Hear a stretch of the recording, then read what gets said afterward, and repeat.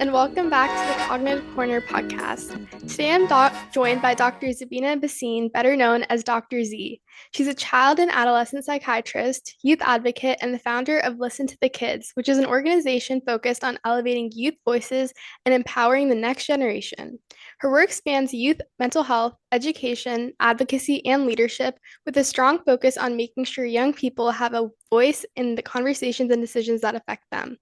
I first had the opportunity to meet Dr. Z at the New Voters 250 Fellowship Summit, where I attended one of her networking sessions and also participated in a recording for a documentary she's currently working on. Getting to hear more about her career and the work she's doing really inspired me to stay connected and learn more. Today, I'm excited to continue that conversation and talk about youth voice, mental health, and what it really means to listen and understand the next generation. So I'm really excited to have you here today. Welcome, Dr. Z. Thank you so much. I'm so excited to be here. I appreciate you inviting me. Of course. Yeah. So before we get started, I just wanted to give you the chance to introduce yourself further or add anything I may have not been able to add No, before. you did a great job. I was like, wow, I feel like you had it like right on the dot about everything. I should have you start writing all my bios down.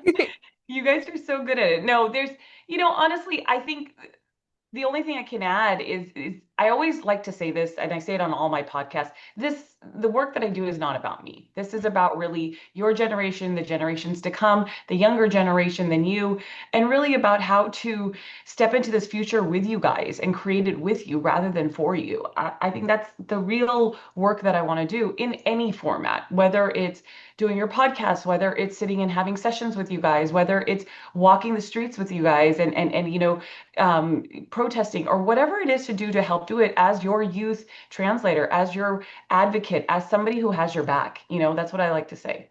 Yeah, I love that message. That's amazing. Thank you so much. Yeah, so one of my first questions I wanted to ask you is that you've built your career that like combines psychiatry, youth advocacy, education, and inclusion.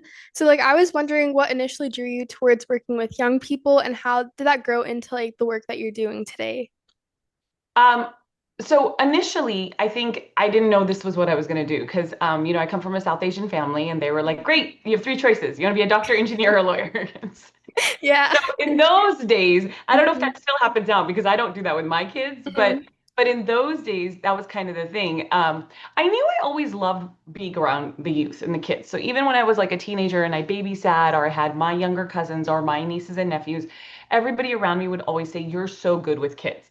So was I going to be a teacher or was I like my mom's a teacher, right? And my brother is a psychologist and my sister-in-law, like we work within the sphere of kids ever since I've seen me growing up. I always had lots of cousins around me too. So I don't think I initially was like, I'm going to work with kids. But I think when I was in seventh grade and I had an adult who actually listened to me and was one of my teachers, that I had a learning disability that I don't think the rest of the adults actually felt and heard that I was struggling. That was, I think, now that I go back, I think that was my initial of like, wow, there could be an adult who actually hears me and talks to me and listens to what I need and my wants are so I could actually flourish in the world that I need to go into. So as I think back, that was probably the initial trigger to knowing that there needs to be adults in the world of the youth to help support them, to help guide them, to help give them, the doors to open so they can actually, get into the world and say, hey, we actually have something to say and do and want. That was the first. And then as I started going through med school and realizing I did not want to be a pediatrician, nothing against pediatricians. I think they're fantastic. Just wasn't my set. I realized, it was one of my early on educators within medical school who was like, you're really good at this place of hearing people out and giving them an opportunity to resolve what they need to, whether it's through questioning and things. So, that led to psychiatry, really. That led to the place that I like to work with. Then you took the two things. I love working with kids, Mhm. not to say adults aren't great, but I love working with kids. Yeah. I love being at their level. And to me, all of your kids, anyone under the age of 27, you're a child to me, okay? Because I'm much older than all of you. But you're not just a kid. Mhm. You guys have brains, you guys have ideas, you have this. So that really combined the work I was doing.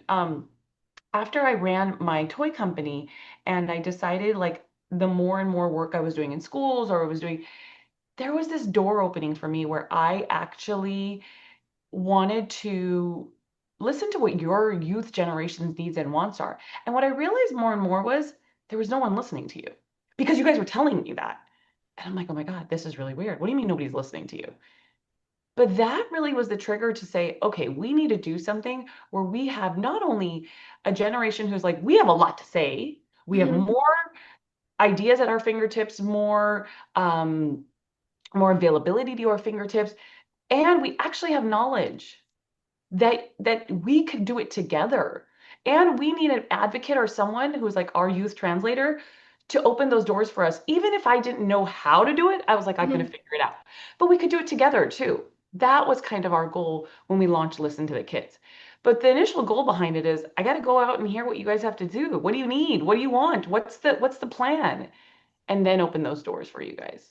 Yeah, I think that's amazing. I remember like back at the summit in June, like when I heard about like your company and like or your organization Listen to the Kids and what you do, I think it was just so inspiring to hear that there was like an adult who was actually like so interested in listening to what we had to say and like wanting to learn more. And I also want to go back to what you said about like your teacher who I guess made you feel like you had someone who was listening to you. I think that's always so powerful, like even having like one teacher who makes you believe in yourself and also like supports you. That's super powerful. So I love hearing Yeah, that's how you got into working with. that was, I think, for me, the most powerful piece. Mhm. The family I grew up in was very educationally based. I mean, don't Mhm. get me wrong, my parents knew what they knew, so Yeah. they raised me in it. They were immigrants. They were highly educated themselves. It wasn't that Mhm. they weren't, but there was just a mental place that's how they ran, right? Yeah. I Mhm. think as our generations have changed, we're all opening our minds to different things, different Yeah. ideas, not subsiding from what is important to our family dynamics, but what we need to do to help the youth grow, right? So Yep. when I was struggling, I think explaining to the adults in my world who were the closest adults to my world, I think they didn't understand what was happening. Also, they weren't listening to me. Mhm. They were telling me, Yeah. they were interrupting me. They were like, you don't know what you're talking about. This is how it has to work.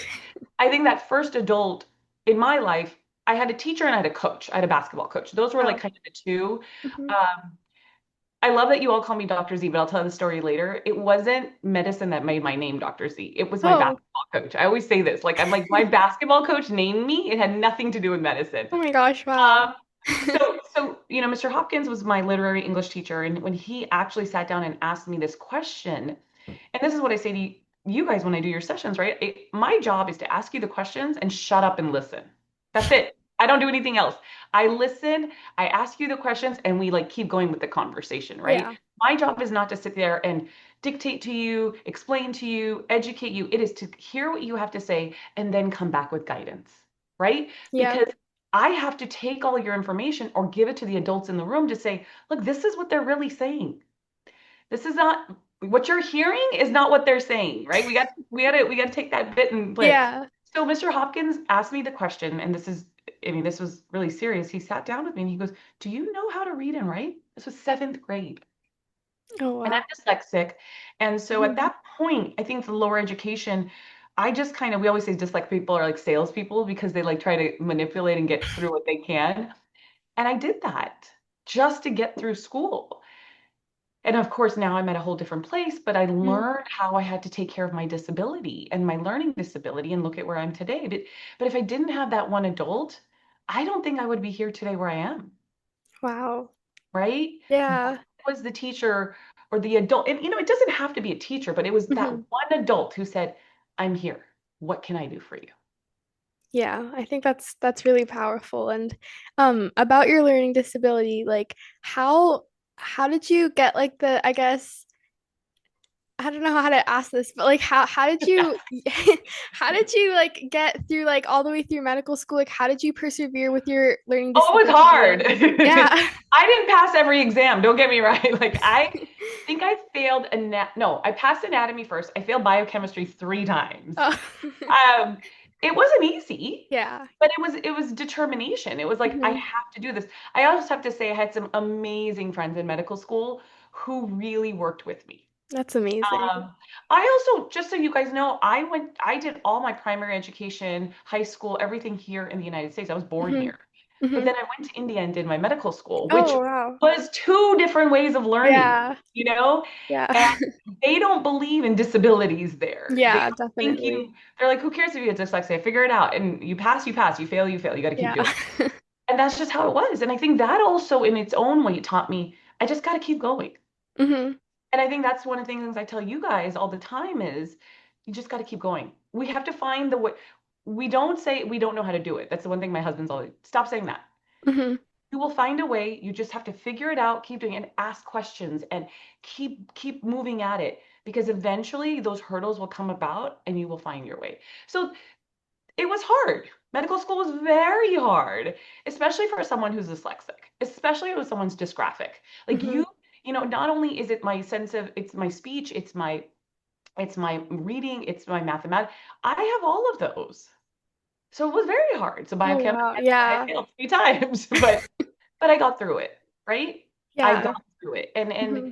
I don't determine the world. It's so funny because I had so many naysayers growing up. You can't do it. You're never going to make it. You're not a real this one. You're not that. And I Hmm. didn't go to hell. Even now, they're like, oh, you're not really practicing therapy or psychiatry. But no, you know what? But I'm using it towards something that I really want to do. Hmm. Yeah, definitely. So it's okay. Yeah. Keep moving forward. I love that. Yeah, I love that like determination and just like Yeah. pushing through and getting to like what your end goal was at the Yep. end. Yep, that's amazing. And as you mentioned, like you attended medical school in India and later built your career here like in the United States. So Yeah. how is like navigating those different cultures like shape the way you think about like mental Oh, health, it's identity? amazing. I have to tell you. Yeah. Okay, first of all, mental health in India has changed as much as it's changed in Mhm. the United States. I think the Yeah. last 10 years, I have seen also a shift over there. Hmm. I think they're doing a better job than we are, just so you know. Oh, I think really? there's so many youth advocacy groups over there. I think there's so much within the spaces of the influencers and the young youth that is like, no, we are taking ourselves. Does it affect their culture where it's like, no, we don't want to talk about it. No, but I think they are talking about it more. They talk about autism more. They talk about disabilities more. They talk about, depression more, postpartum more. I think they also have more access to different things there than we do. Oh, Culturally, meditation and yoga and all comes from the South Asian yep. sense.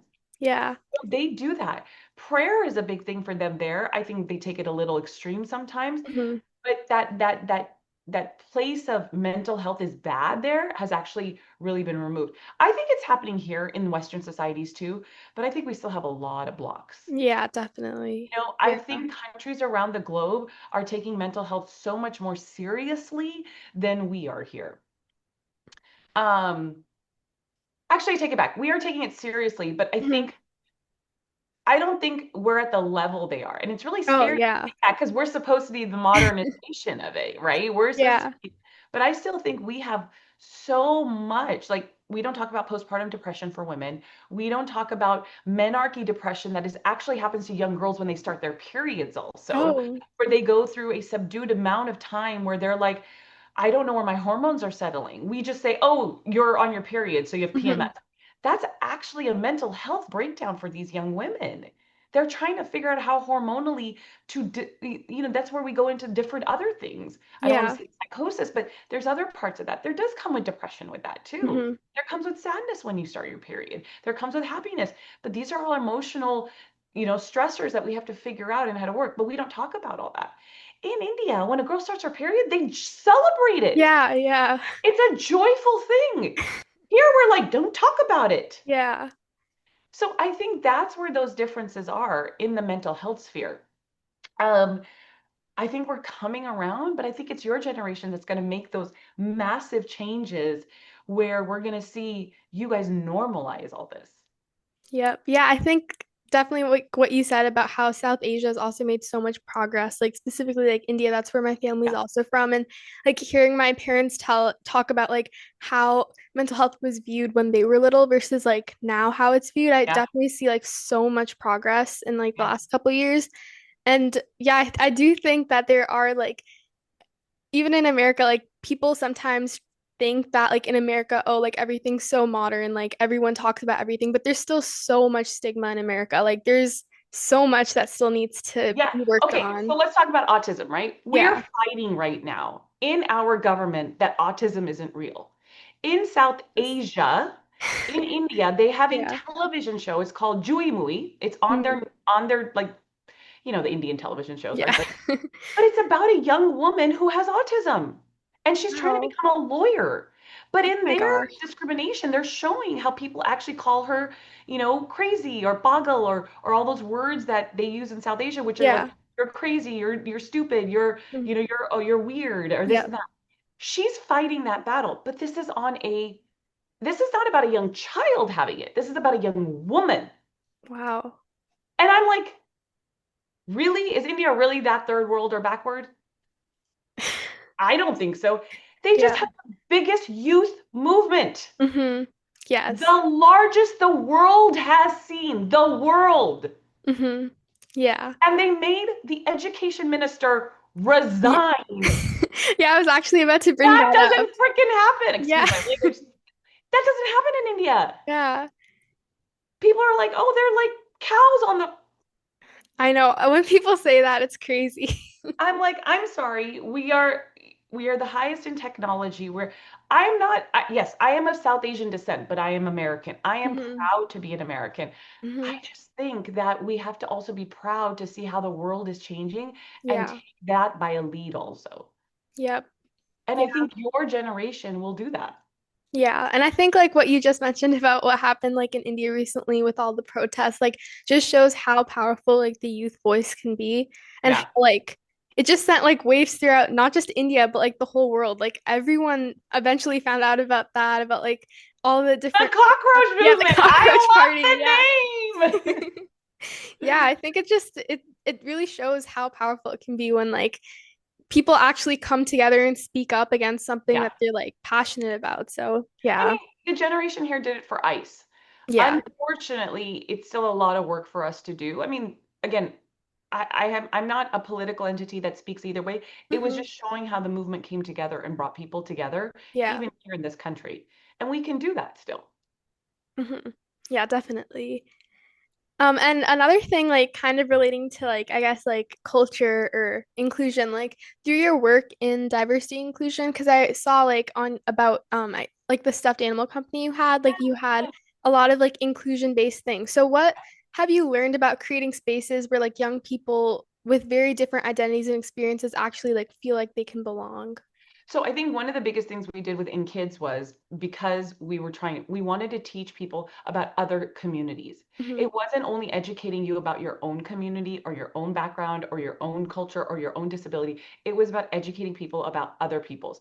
And if we start them young enough, starting them, I'm talking about in kindergarten, you actually see that their mental stability of understanding someone else is more empathetic, more compassionate, more wonderful because they're actually educated so young. When we start them at 13, they've already set a mindset for something. Yeah. Again, doesn't mean it can't change, but starting them young on teaching them through these kits was our opportunity to say, hey, teachers, parents, adults in the world, you can educate your son or daughter or your child in such a way that they can be empathetic as they grow up to see other kids also.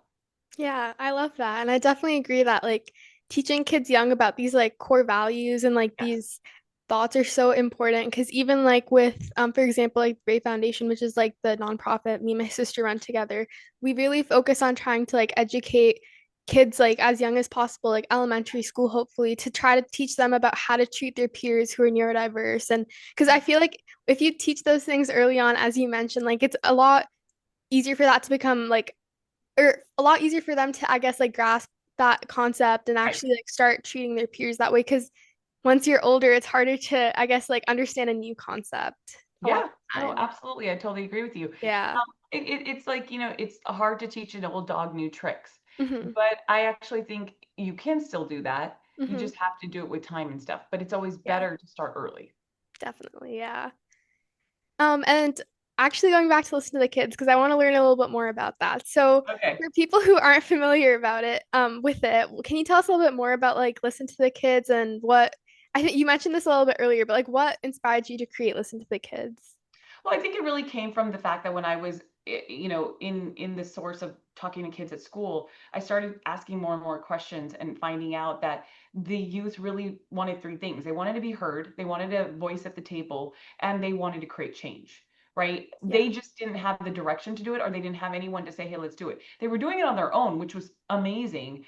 But I wanted to really bring that all together and put it in one place to say, hey, let's create something that we could have a council that not only helps each other and their own organizations, but then also helps other kids in building organizations, having a voice at the table, bringing more adults into the picture to say, hey, this youth needs a voice at the table. They're doing the same work as you are. They may have ideas that you actually haven't thought of. Instead of judging them and instead of blaming them and shaming them, put them at the table and have the conversation. Because there's still a lot of adults out there who are like, no, you don't know the rules and stuff. Okay, great. So tell us the rules. Yeah. We will be an advocate for the rest of the kids who want to do it. And so we launched that by just going around schools and communities and talking to kids. I had to take a break initially when we launched it 2 years ago, this past Hmm. year.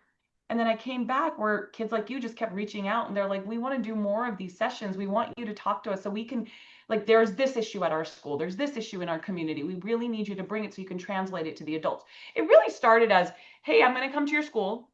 Here's the problem the adults are telling me. Tell me what your needs or wants are. We're going to take it back and translate it to the adults so we can actually have a community conversation to create different rules and different ways to change.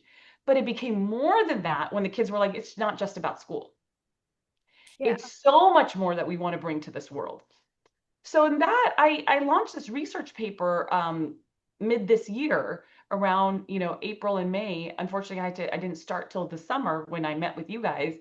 Is like, wait a minute, this isn't about one thing. We need to collect this data all across the country, if not the globe, to understand what the needs and wants are of these generations of middle schoolers, high schoolers, and college kids, what they want in the next 5 years. Because in the next 5 years is what their lives are going to change to. Yeah. And that's when we just went around doing listening sessions like we did at New Voters. Hmm. And then we did it also, like we're doing it at different schools now, like your schools and Hmm. other schools, kids reaching out who want to talk, who want to do it bigger. They're like, the more data we have, the more better the research paper will be.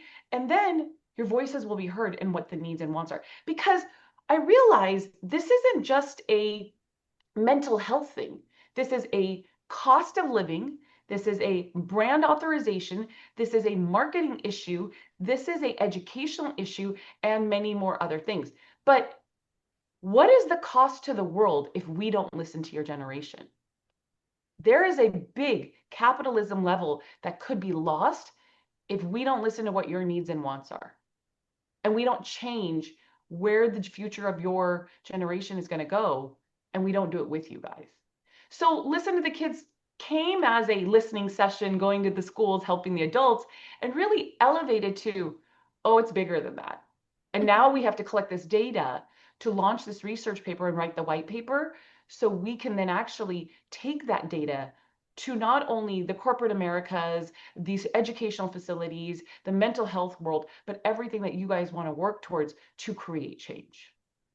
Yeah, wow. I definitely agree that like it's really important to listen to kids a lot of times, like even in schools, like how you do those school listening sessions. I really love that because I think a lot of time there's like miscommunication or like it's hard to get what you're, I guess, feeling across to your school or your Yeah, administrator. So I think that's and just even outside of school, as you mentioned, like yeah. it's just really important and it helps, I think, both sides of like it helps the Right. kids It's and the to be able adults. to have a conversation because I think majority of you guys, I mean, look, we launched with one question and I said, what is one thing that we can change to make a difference in your lives? Yeah. I had 90% of you say, just listen to us. Hmm. Yep. That's literally where we had the change. Yep. Yeah. I agree with that. And like since you've had the opportunity to hear from so many people like from different backgrounds, what do you think are like the key things that adults like aren't hearing if you had to say like a few? One, I think adults aren't hearing that you have a voice and it actually makes sense and matters. Hmm. They actually are very much in this generational of you don't know what you're talking about. They're blaming and shaming you and they're consistently telling you you guys need to back off. You guys are still kids. And I think you guys from what I have, advised is no, we actually have what we're talking about. We've researched what we're talking about. We know what we're talking about, and stop calling us lazy. Yeah. Stop it. I heard something so interesting today. I saw somebody sent me a social media post of a young boy who was like 13 years old. And it was like a gentleman's, I don't know what the podcast name is, but it was a bunch of gentlemen who were listening to this boy. And he's like, wow, it's so interesting that the older adult generation who wouldn't share a water fountain with colored people is calling us lazy, who's actually creating diversity in our communities. Wow. That's And powerful. Yeah. those older gentlemen, they must have been in their 30s, were like, "Oh, where did this kid get a phone and how does he understand this?" Because you are smart. See, again, they're telling you how stupid you are, and I'm like, he's saying something so intelligent. Yeah. Why are we laughing about it rather than accolading him and applauding him for saying that? And Hmm. saying, "Yeah, we need to make some changes as adults." Definitely. So I think that's what I'm hearing again and again. It's like, really? Yeah. Yeah, I think that is like a common, I guess, idea that a lot of adults have that like we don't know what we're talking about, Mhm. which is like really frustrating a lot of the time, especially if you're trying to like get something across or whatever, something relating to that. Like it's a lot of the time difficult because they think that, oh, we're just kids, like we don't know what we're saying. So yeah, thank you so much for that work. Like for Hey, helping I us. learned it from you guys. Remember, this isn't my words. These are your words that I'm like, that's not right what they said. I'm sorry. Did you hear that? I did not hear that. These are your words that I'm interpreting for them. Hmm. Yeah, thank you. And And that's my goal is for you guys to take this forward as you become adults one day. mhm. Same work so you can help that generation below you and younger than you to give them those step stools to open doors for them. Yep. Yeah. And a little bit more relating to like I guess the mental health side of things. A lot of the times like adults often say like they might say that oh we're listening to you like we know we're listening to what you're saying but from your perspective like what's the real difference between just like saying you're hearing someone and actually making them feel heard because I feel like a lot of the time it's like I guess like a fine line between those two things Yeah. so So here's the thing, it's the ABCs of listening to someone, all right? okay.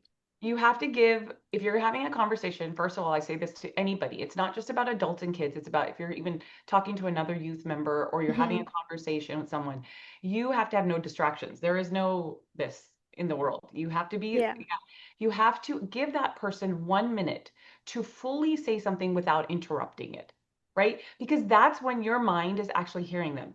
Then you should, for about 30 seconds, repeat everything they said that you understood. If you understood it, then you've actually heard and listened to the person to then intake what they've said, right? And then you should ask them questions to see if you need to grasp more information, right? Mhm. That's how you know. And biggest thing is when the person is talking, you have to be quiet, not interrupt, and be unjudgmental. The human race is the most judgmental race in the world. Yeah. I don't see a dog judging another dog. But Yeah. human beings are the most judgmental. Hmm. And you have to change that specific aspect, which is very difficult to do. Yeah. We are wired that way. And then the second thing is for the adults in the room, stop fixing everything. They really just want to be heard. And then they will ask you the help they need. But if you keep interrupting and saying, they're doing this is what they need to do, you're not listening. Yeah, I think that's definitely great advice for a lot of people to follow. And I definitely think I'll also take some of that advice to like actually help people around me feel heard more. Yeah. And I think it's Yeah. not just for adults and kids, it's for anybody who's trying to have a conversation. Anyone. Yeah, Yeah. definitely. Hmm. Yeah. So once like anyone, like you said, not just adults, like once people start listening, like what comes next? Like how do we make sure that I guess youth voice or any voice actually influences decisions instead of just like being acknowledged? Because that's Right. like, This is where youth advocacy comes in, right? yeah. Okay, so let's say, and we had a lot of these questions when we were there with you guys. They're like, so what do we do the next step? So I say Hmm. there's steps to that. If you have a policy or something programming that you want to do, you have to first find the organization. similarly where I help you guys is like, okay, we want to create this. I need to find who are the people in that state or in that community who are doing these kind of changes. So Hmm. we can get you to the right groups and to the right people, right? Then Yeah. that's the first step. Then as the youth advocate or the youth translator, I or another adult in the room has to have your back. But how you do that is by getting into the rooms. And this is where the adults in the rooms have to give you guys a seat at the table. And that's what we're fighting for right now, is to get you those seats at the table, right? And Yeah. that is the most difficult part. So once you're at the seats at the table, now you got to get everything in there, right? You Hmm. will have that one youth advocate or that one adult in the room who's like, okay, I got your back. Let's do this now. And Yeah. that's really the starting point. And then from there, we create the policy programs, we create the changes, and we find the right people to help you walk through those doors. Yeah, that's great. I definitely like based on what you just said, like it shows how like interconnected everything is. Like, of course, listening is like the first step, and then like moving forward, you have to try to find like ways to advocate for it and get to Yep. like I guess like the end goal or what you're actually like working towards. So Yeah. that's And it great. takes time. Nothing Yeah, happens overnight. definitely. But you just have to keep working at it. Yep. Yeah, so thank you so much, Dr. Z, for taking the time to join me today. I really appreciate like you sharing your experiences and everything you've learned from working so closely with young people. And I think today's conversation is such an important reminder that supporting young people doesn't always start with having the right answer. Sometimes it just starts with like giving them space to tell us what they actually need and be willing to truly listen to them. So, um, yeah, thank you so much. And to everyone listening, whether you're a student, a parent, educator, or simply a person with a young person in your life, I hope today's conversation encourages you to listen a little bit more closely and make sure that the voices around you aren't just heard, but they're valued. So thank you so much for tuning into the Cognitive Corner, and I'll see you next time. Thank you.